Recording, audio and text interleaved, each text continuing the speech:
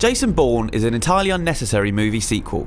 It's not that his return isn't welcome. The CIA operative turned amnesiac turned rogue agent out for revenge is a classic film character.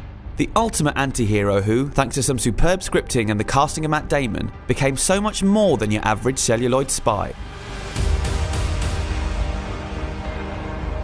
The problem is that he's at the centre of a perfect movie trilogy. Bourne's identity, supremacy and ultimatum gave his story a seamless beginning, middle and end, as Jason uncovered the dark secrets of his past and punished those responsible in the present.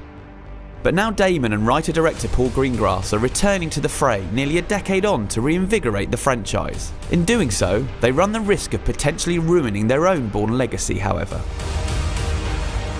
Following a brief recap, we are introduced to the man himself, and he cuts a forlorn figure. Exposing his corrupt employers hasn't brought him any peace, and Bourne's still living off the grid, channeling his anger and rage into work as a very efficient bare-knuckle boxer. Sometime ally Nikki Parsons has also been in hiding, but working as a hacker in an effort to finish the work that Bourne started, and she needs his help. The pair meet in Athens during protests outside the Greek parliament, but they are being watched, prompting the film's first action sequence, an exciting if somewhat overlong chase through the middle of a riot.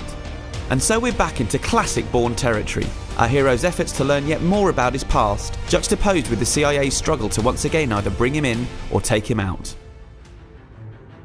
Key players in this operation include CIA Director Robert Dewey, Heather Lee, head of the agency's cyber division, and the Asset, an assassin as skilled as Bourne in the art of killing.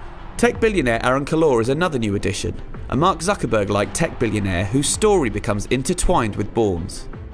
This plot strain brings the series into the modern age, allowing the film to question where we're at in a post-Snowden, post-WikiLeaks world. But it's just about all that's new and fresh in Jason Bourne, with much of the film feeling all too familiar. The locations are exotic, from Berlin and Reykjavik to London and Las Vegas. But watching the title character dash through airports and train stations in those cities triggers a definite sense of déjà vu. As Dewey, Tommy Lee Jones delivers the irate, no-nonsense performance that Tommy Lee Jones always delivers. But the character is really not all that different to the CIA suits that Brian Cox and Chris Cooper played in the previous instalments. And there are few more interesting actors than Vincent Cassel on screen, but his Asset barely distinguishes himself from the trained killers that Clive Owen, Carl Urban and Edgar Ramirez played in Bourne's 1, 2 and 3.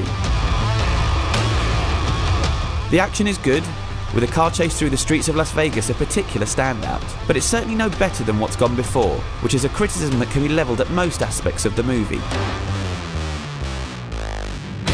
As for Bourne himself, there are intriguing revelations about the man's past, the kind that give us a better understanding of who David Webb was and why he chose that catastrophic path. But at times it feels like the filmmakers are filling in blanks that don't need to be filled, robbing the character of the mystery and ambiguity of his pre-amnesia days. It certainly ties in thematically with what's gone before and opens the door for what's potentially to come.